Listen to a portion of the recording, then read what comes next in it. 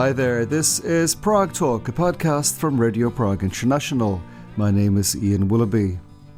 My guest in this episode is Jan Bureš. Jan is one of the people behind Devade, or 90s, a fascinating new book and exhibition looking at architecture in Prague in the first decade after the Velvet Revolution. Among the best-known buildings referred to are hotels such as the Hilton and the Don Giovanni, as well as the Myslbek Palace and the now iconic Dancing House. So, what were the challenges faced by Prague's architects in the 1990s? And conversely, what advantages did they enjoy? I discuss those questions and many more with Jan Bureš, an architect and journalist who was himself born in 1996, for this episode of Prague Talk.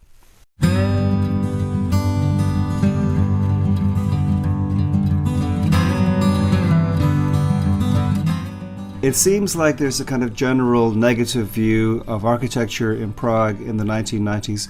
Where does that negativity come from? Yeah, I think it's this negative feeling towards 90s architecture is mostly from a general public, because many people associate, and I did it as well before I knew more about it. Many people associate it with this like quiche architecture, because up until the revolution in the 70s and 80s, when it was like this era we call normalization, architects mostly did just grey boxes, like a block of flats buildings, where there was like not much creativity for them. And then when it opens and there was a freedom, a lot of people thought it, for many architects it meant like, oh, now we have to do like everything. We have to do a lot of forms, a lot of shapes, a lot of colors. So many people associated with this quiche of like not being able to take a step back and doing these crazy buildings, which is like, it's not completely untrue, but it's not as easy to say it say like this. And most of all, it's not true, because this is just only one part of the 90s architecture. But I think that because we don't have much knowledge about what 90s architecture was, and we only, or the general public mostly see those crazy examples, because the not so crazy ones are not so visible, of course. So I think it comes from this. What were the challenges facing architecture in this country after the fall of communism? I think there were a lot of educated architects, right? But did you have investors? Did you have all the things you needed to produce good architecture here? Yeah, it was a completely different story for architects, so they have to adapt to completely new conditions, because, as I said, before the revolution in 89, as an architect, you worked in this central planned institution of planning, where you worked for the state, and you mostly did this block of flats housing. So you were the employee of the state. And then after the revolution, what changed mostly for architects is that they were not only architects, which means you have to be good at designing buildings, but you also have to be good at being an entrepreneur. You had to run your own firm. So you could be a good architect, but if you would be bad at this, you wouldn't get any projects. So this was one major change. You have to learn, as an architect, you have to learn how to run your firm. So it was completely new. You have to learn how to talk with clients. You have to learn how to use fax and all these things which were new at the time. So this is one major thing. The other major thing is that when the borders open, a lot of investors from the West, of course, came here. They wanted to invest money to this beautiful city of Prague. It was a new market for them. So yeah, they wanted to invest here in big projects like hotels, office buildings, and stuff like this. And so the architects have to learn how to talk with them, they have to, and a lot of times the foreign investors didn't trust the Czech architects really well. So in many cases, they always, like, there was for example, a competition for a new building. Czech architects won it, and then the investor came and he was like, yeah, so here's my architect, and he's gonna work with you because, like, I don't trust you fully. So that's the case for many projects. Well, this kind of leads me to my next question, which is, many people are familiar with the word starchitect. Who were the first star architects, or at least international names, who came to Prague? Yeah, there are only two big names in this matter. First of all is Frank Gehry, the famous architect who passed recently, who's probably the number one star architect, or was number one star architect. He's the author of the famous dancing house, which he did it with Vlado Milunic. And this is the exact thing I was talking about. The idea for the dancing house started even before the revolution, because Václav Havel, the first president, was living next door to this site. And he was a friend with Vlado Milunic, who also lived in this building, and they were like, yeah, we have to do something with this corner site, because it was an empty corner site which was bombed in 1945. And so they start planning this, and they have to find an investor. They found an investor, which was Nationale Nederlanden, which is like a bank and an insurance company. Like nowadays it's ING. So they found this investor. They were like, yeah, okay, we're gonna build something there, but yeah, we need some big name. We cannot do it with Vlado Milunic because no one knows him, and we need this like PR for this building. We need to make the building famous, and big name is gonna make the building famous. So they brought Frank Gehry from Los Angeles, who took over the project, and he designed this whole thing. And it was even before his most major like famous project, the Bilbao Museum. And it helped the investor to make this building, which is very famous. But if you go to the dancing house, you always spot like 20 tourists next to the building. So this strategy of the investor really was really good in this matter. And who was the second big international architect? Was it the French architect Jan Nouvel, who did is it called Zlatý Anděl? Yes, yes. That's the pretty much the same story as Dancing House. They needed because the Anděl was a huge development. It was like the whole new quarter at Smíchov. So again, they were like, yeah, we need some big star to put a label on this. They asked Jan Nouvel. He came. He did only this corner building, again, small plot from this whole site. And yeah, it became famous as well. And I have to say that Jan Nouvel was like a big superstar for Czech architects in the 90s. Like they a lot more than Frank Gehry. They loved him like from magazines and stuff. So he was like a hero. So when he came to Prague, it was for many architects, it was like a dream came true, because he was like a star in the 90s. Well, you mentioned Václav Havel in connection with the dancing house. He also appears a few other times in the book, including, for example, in a piece about Myslbek, where it says that Myslbek is the building that disappointed Václav Havel. What were his objections to Myslbek? Yeah, it's a funny story, because he was a friend with the architect, one of the co-authors of Myslbek. And he said this, like that, oh, it's a really bad building. And then when he found out it was designed by his friend, he said like, oh, if I knew you designed it, I wouldn't say it this way. So it's kind of a funny story. But Myslbek is one of probably the most hated buildings of the 90s. And it's not because of the building itself. It's because of what happened. Like it was because it was the main parcel in the Prague, like in the center of Prague, really big site. And again, the foreign investor came, and even though they did a competition, the competition was a bit weird, and then Czech architects win, and again the investor was like, yeah, here's my French architect, and he's going to work with you, which is quite bad if you are in a competition and do this. And then there was a huge critique of the fact that the building lays on the whole site. There's not free space. So it was a critique of that it's only like a commercial, and yeah, all of this. So the fact that this building was the most hated building wasn't even the building itself, but all of the consequences around it. I learned a lot from your book, including that the Hilton was started in the 1980s, at the end of the 1980s. I thought it was a 90s building. Also, I was pleasantly surprised to read that you consider the Czech radio studio building, where we're sitting now in Vinohrady, to be one of the most successful and technologically interesting Prague 90s buildings. What makes this a successful project for you, this building? First of all, it's like when you look at the building from the outside, it's really the architecture what I like, which is not trying to look fancy from the outside, but is like very modest, let's say. And I think they did a really good job at this. But if you look at the facade, it's made from a really quality material, this red stone, which is actually, I think, from Scotland.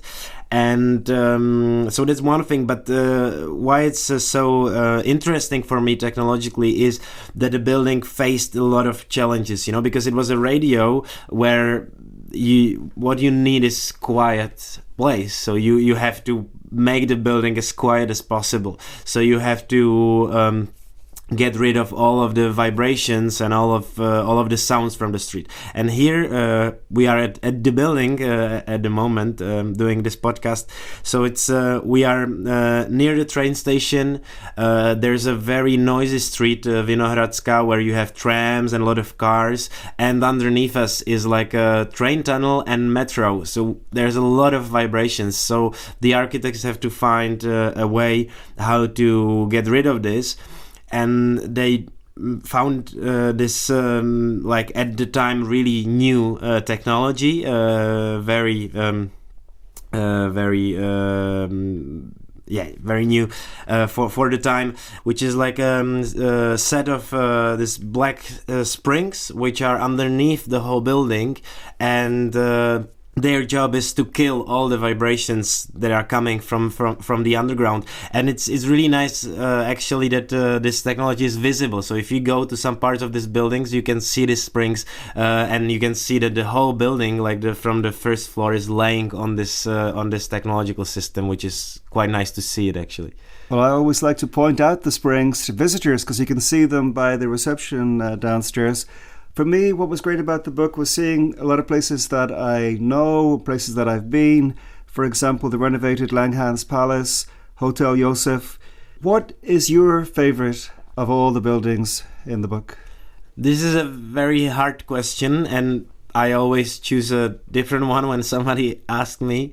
But I found a way towards all the buildings, because we've met all the authors, which is good to make book about something which is 30 years old. You can still meet the authors which are still alive, and when you talk with them, you somehow, and then you write the story, you somehow find a way to appreciate the building more.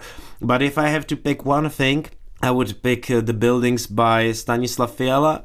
We actually have 3 projects by him, and he was a very talented architect in the 90s with his very personal approach towards architecture. And all of the 3 buildings we have in his book, 2 are office buildings and one is a family house. If they would be built today, they would still be fresh and they would win an architecture prize, because the language is out of its time, and he used really good materials in a, for its time, very original way. So yeah, this is for me. Is he the guy who did the building on Národní a few years ago? Yes. I'm not a huge fan of his contemporary production. But in the 90s, he was really like the most talented guy, in my opinion. What do you regard as the worst of the buildings of that era? I know a lot of people hate the Hotel Don Giovanni, which is also on Vinohradska. It's seen as looking like some kind of a pink cake or something like that. It's hard for me to choose the worst building, but it's not Don Giovanni in my opinion. I think if I would have to choose one, I think it's probably the Hotel Hilton. I think there are interesting things about a hotel, but the bad thing about it is that it's super huge and it doesn't fit the Karlín neighborhood. Because it's so huge and it's at the start of this Karlín development, it set the highest standard for the other buildings, which are not as high as the Hilton. So I think that's really bad, because if they would not make it as big, the rest of the Karlín, the Rohan Island, would be quite better in terms of dimensions. I guess it's always a challenge, at least in the centre of Prague, for architects to place new buildings among all the old buildings. Was that a big issue in the 90s also? Because you have all these architectural styles from centuries past. Was it an issue in the 90s for architects where they pushed to make the new buildings fit in with the old ones, the original ones, so to speak? Yes, it was a huge topic because in a 90, I don't know if it was 92 or 93, but Prague became a member of UNESCO, the whole city center. So it was a huge topic at the time, and you have to understand that in the 90s there was a lot of empty sites in the city center. Nowadays there's 0 or like 2 maybe, but at the time there was a lot of empty sites, and of course investors wanted to build on those because they were the most valuable. So yeah, it was a huge topic, and most of the buildings we have in the book, which are in the city center, like Langhans Palace or Hotel Hofmeister Four Seasons, they all try to mimic the old town in a way. Maybe like Hotel Four Seasons is, in my opinion, trying to do it a lot because there was a huge pressure from the Heritage Committee to make it fit into this neighborhood. But I think it's they did it too much. Like they could be more contemporary, because I think the building should like not be very radical, but it should let you know that it's from some era. The book and a related exhibition at the Camp Centre for Architecture also includes period advertisements for building materials and products, and they really evoke that period for me. And I think that must be another big aspect of the 1990s architecture story, that suddenly Czech people were able to transform their homes to buy all these products from these big DIY superstores. That's another 90s story, I guess. Yes, it's a huge 90s story, and that's exactly why we put the advertisement into the exhibition. So I'm glad it's visible like this, because again, before the revolution in 70s and 80s, you could choose from like one window type, one door type, one railing type, and that was all. And if you want something other, you have to either really please the high members of the Communist Party, or you have to make it yourself, like a DIY. And then after the revolution, when everything opened and there was new companies here in Czech and new companies from the foreign countries, so the market was like really big in this term, and there was a lot of new products. So advertisement was a huge part of this. So if you go through the magazines in the 90s, it was mostly the advertisements, because it was a completely new thing. And nowadays it's still the same. Architecture magazines are full of advertisement, but in the 90s was something new, and the advertisement was sometimes really it was funny, and sometimes it was really even like I would say over the edge, sometimes like it was quite sexual or like these naked women in showers and stuff like that. Yeah. So but 90s were different, the bar was a lot lower than nowadays. But also people had a chance to make new homes for themselves, or to remodel their homes. Yeah, they could, and I think it must have felt great for that. But nowadays we even see the shadow of this, that we have so many products, and most of them are like really ugly and bad, and there's like no control in this, and you can see that everyone uses different products, and it's quite a mess. So I think it has even the bad side of it. My final question, this is not the topic of your book, but how do you feel that standards of architecture today in Prague compare to in the 90s?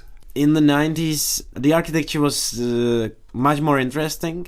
I think the architects even had more power, let's say, to do things, because nowadays architects have zero power. Like you do a building and you're hoping that the investor will build it the way you design, and there's no discourse going on in architecture. So in the 90s was a huge discussion. A lot of magazines, architects discussed, and they were writing critiques in the magazine and all of this. And I think they even had more power in the terms of designing the buildings. And the buildings, in my opinion, were quite interesting, more interesting, because the change was so radical that you can sense it. But nowadays, I think it's kind of sad that architects have very little power, and they are mostly just like serving the investors. And it's very hard to put some sort of like opinion into architecture, because you are just glad that you have some thing going on. So yeah, from what I've heard, the 90s were more interesting in this manner. And also one thing I have to mention. Nowadays, it's bizarre. In Czech, it takes forever to build a building. Like to get a permission, it's like 5 or sometimes even 10 years. And in the 90s, it was so quick. It's unbelievable for me. Like it sometimes the building got a permission, and next year it was like running. It was open. And this. When I started working on a book, I thought like, oh, it's just this one building, but it was every building. Like it was 1 year for the building, which is unbelievable nowadays.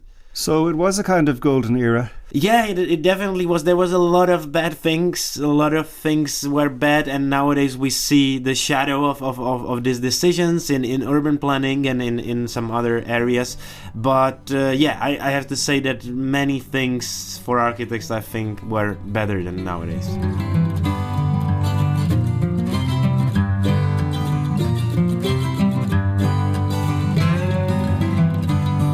Many thanks indeed to Jan Bureš for speaking to me for Prague Talk, a podcast from Radio Prague International. The book Devade is available only in Czech, but the exhibition at camp is bilingual and it runs until the 17th of May 2026. If you enjoyed my chat with Jan and are new to the pod, why not check out some of the hundreds of earlier editions and subscribe wherever you get podcasts. But for now, from me, Ian Willoughby, thank you very much indeed for listening to Prague Talk, and talk to you again very soon.